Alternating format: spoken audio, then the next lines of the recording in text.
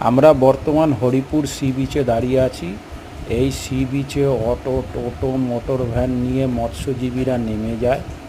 মৎস্যজীবীরা মাছ তুলে এনে এই সি বিচেই বিড লাগে এবং সেই বিডে স্থানীয় গ্রামবাসীরা মাছগুলো কিনে সেই মাছগুলোকে বাছাই করে মাছগুলোকে গ্রামের বাজারে বিক্রি করে এবং কিছুটা নিজেদের রান্নার খাওয়া দাওয়ার কাজে ব্যবহার করে।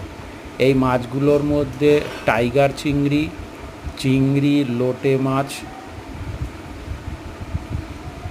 ভোলা মাছ, রুলি মাছ, আমুদি মাছ, শঙ্কর মাছ এবং আরও বিভিন্ন রকমের সামুদ্রিক মাছ এখানে রয়েছে। এই সি বিচটি কন্টাই শহর থেকে 12 কিলোমিটার দূরে হরিপুর গ্রামের কাছে অবস্থিত।